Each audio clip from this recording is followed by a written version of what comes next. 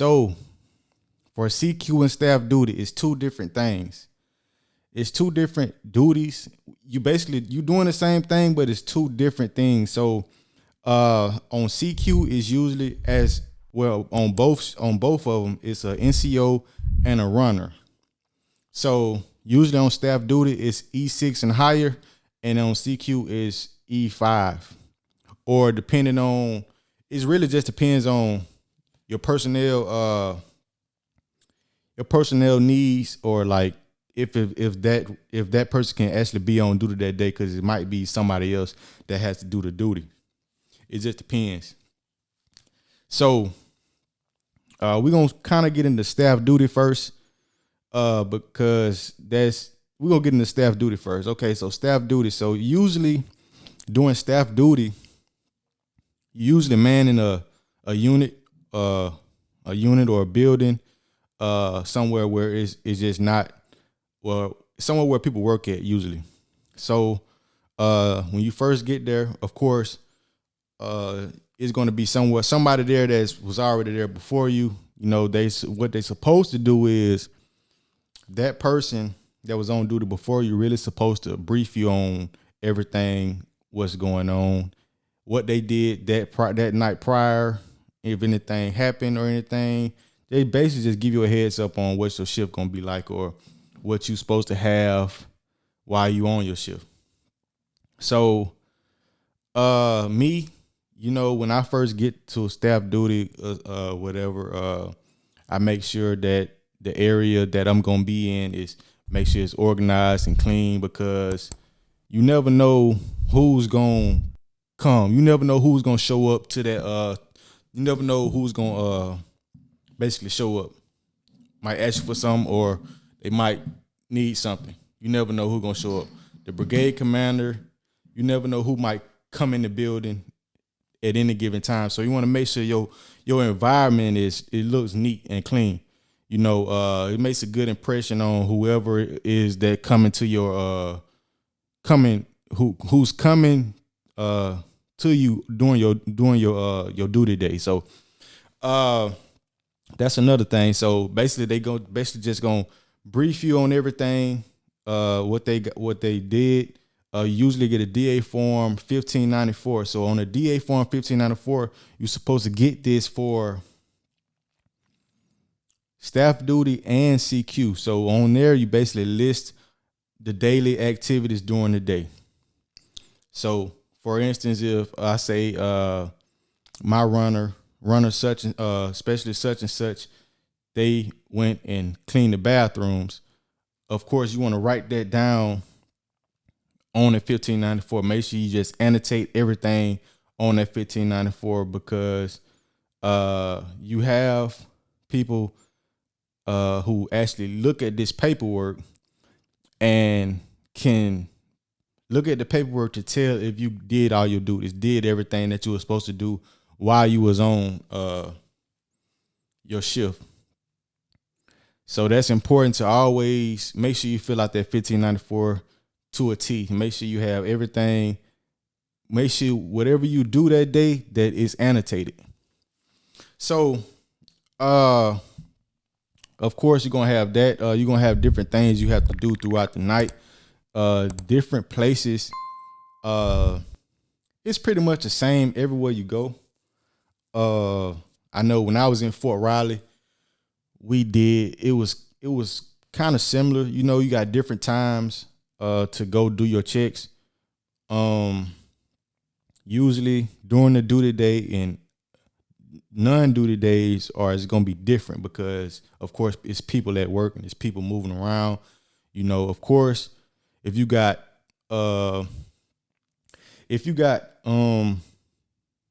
motor pools, of course they're going to be open during the day. So more than likely on your inspection checklist, or whatever your responsibility is for that day.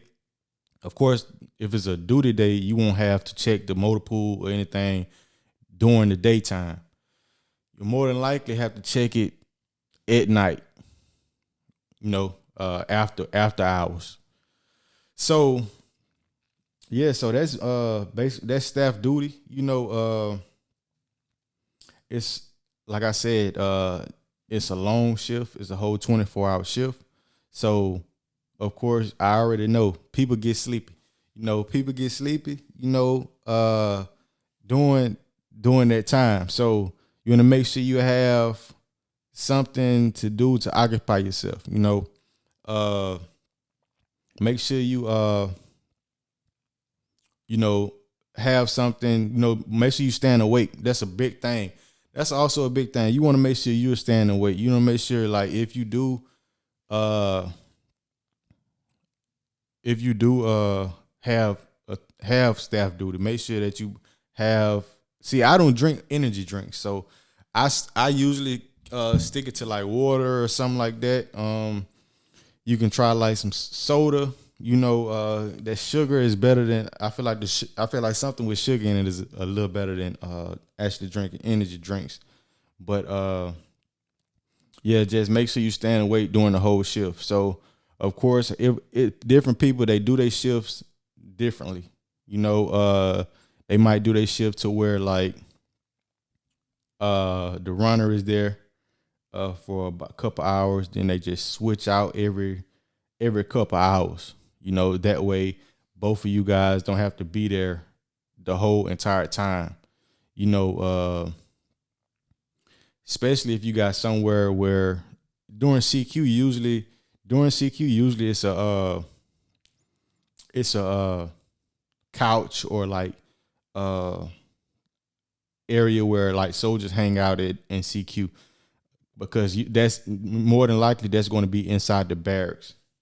So of course they're going to have something to where like soldiers, a common area basically. That's where usually the CQ is held at. It was like a common area, because I know when I was in Fort Riley, they had like a common area where when you come in the building, of course the CQ desk is right there, but on the side you got couches, you got pool tables, where soldiers hang out at. Especially if you got it on the weekend, of course, it's gonna be soldiers in there to keep you awake. And of course, later on that night, you will have somewhere where you and your runner can take shifts, and I guess take you like at least some time where you can close your eyes for at least about an hour. But yeah, staff duty. So of course, non-duty days and duty days, the responsibility is going to be different. So usually they have it to where it just depends on what it is you have to do. So usually, of course, you clean the area, the staff duty area. You want to make sure. It just really just depends on how your area is set up and what building are you in, because more than likely you have to clean the restrooms. You'll have to sweep and mop, make sure the glass is clean. Usually it's more than likely something like that. And then after hours, you'll have to go check the motor pool. Usually you will be somewhere where they have key control. So staff duty usually has all the keys to all of the buildings, basically. They should. All the office buildings. I know where I'm at now. They got barracks keys there. But when I was at Fort Riley, you had to go to brigade to get the barracks key. Where I'm at now, they don't have. Where I was, yes, it was if you did. So yeah, so you had to go to another building to get the key, but where I'm working at now is basically the same thing. So, yeah, so you never know what might happen throughout the night. So you want to make sure you stay alert. You want to make sure that your runner has your phone number. Anything was to happen while you're not there, of course, anything they don't know or to do, they can always call you and ask.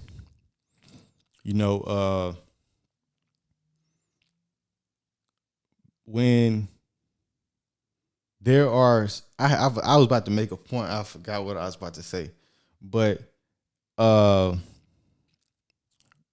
they there, Of course, you want to have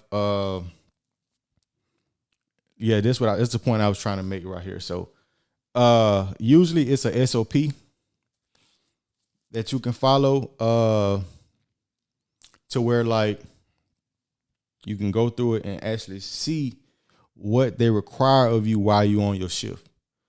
So it's a good thing to do to read through that SOP before your shift starts or during your shift. That way you got a heads up on how things supposed to go, and that way you're not blindsided by anything. So because I know it's a lot of things that I probably missed after my shift was over. Like they were saying that you have to go to an in brief and an out brief, something that I didn't know about to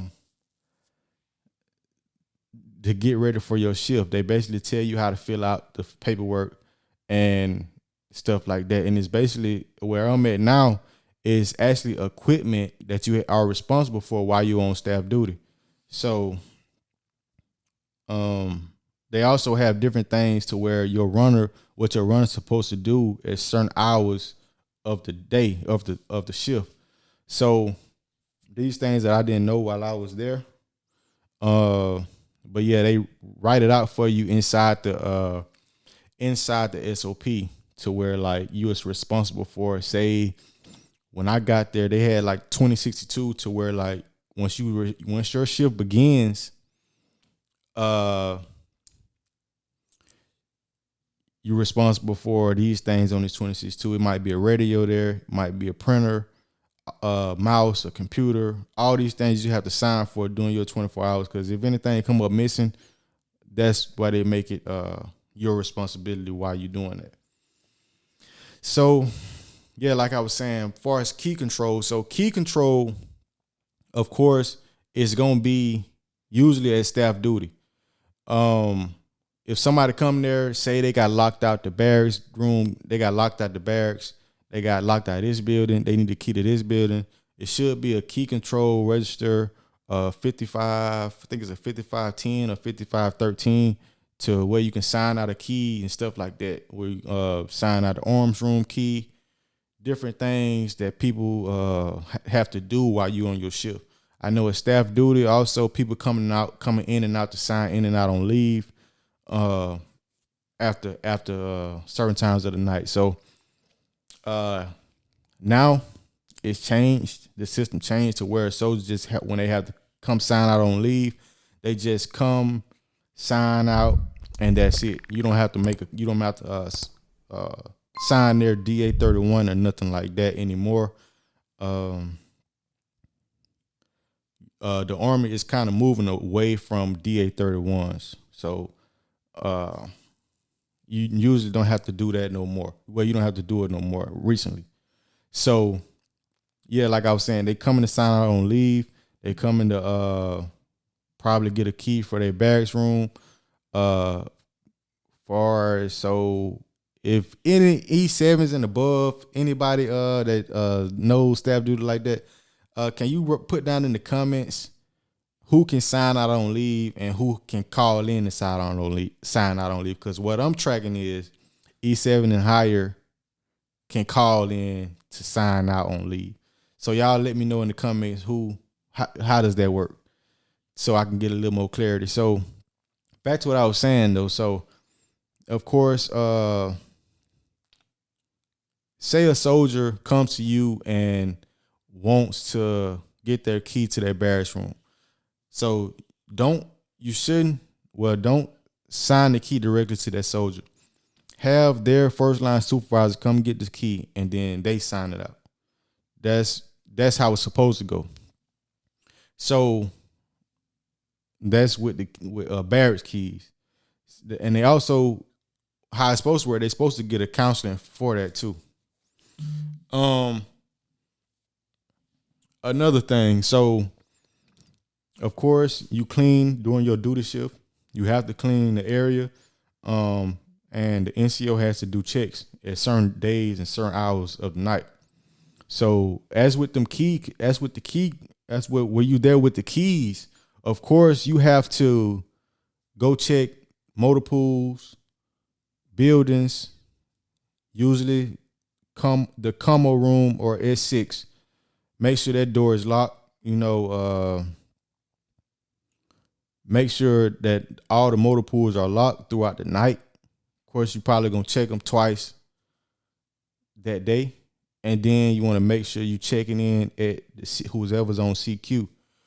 And make sure whoever's on CQ has the number to staff duty and they know how to contact you if anything was to happen. So those are usually the things on your checklist to do throughout the night. If I'm missing anything, hopefully make sure you guys let me know if I'm missing anything as far as staff duty. CQ is a little different. Of course, you want to be you are at the barracks, so you deal with a lot of soldier stuff. So you would just direct that person to staff duty if they get locked out their room or anything like that. Or you can call up there to give the whoever's on staff duty a heads up and say, look, this soldier right here has been locked out their room. They on their way with their first line supervisor to come pick up the key or whatever. So we went over staff duty. So CQ, you basically doing walkthroughs. When I did CQ at Fort Riley,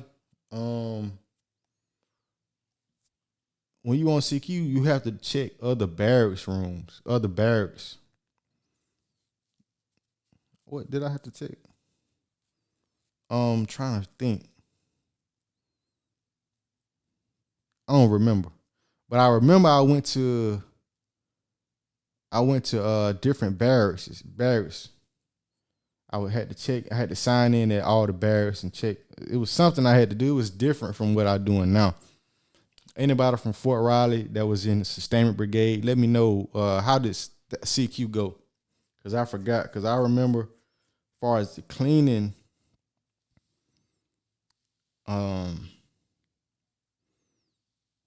you had to go to different barracks. It was something like that. I forgot who it was, but it was different buildings you had to go throughout the night. So, yeah, so that's basically it as far as CQ. Make sure you clean. Make sure you complete everything on your checklist, and then at the end of the night, or in the morning when it's time for your relief to come, make sure all your paperwork is together. Make sure if you're on staff duty, make sure that whoever's on CQ bring their paperwork to you so you can turn in everything together. Make sure you actually read the paperwork, because you have certain people who actually look at these things and and see what you did throughout the night. That's pretty much all I want to cover. Make sure you guys like this video. If you want more content like this, I'll let you guys know anything you need to know about staff duty and CQ. Let me know down in the comments about your experience in staff duty CQ, because I know it's some stories out there. So yeah, this has been another episode of Soldiers Talk the Podcast, and I'll see you guys in formation.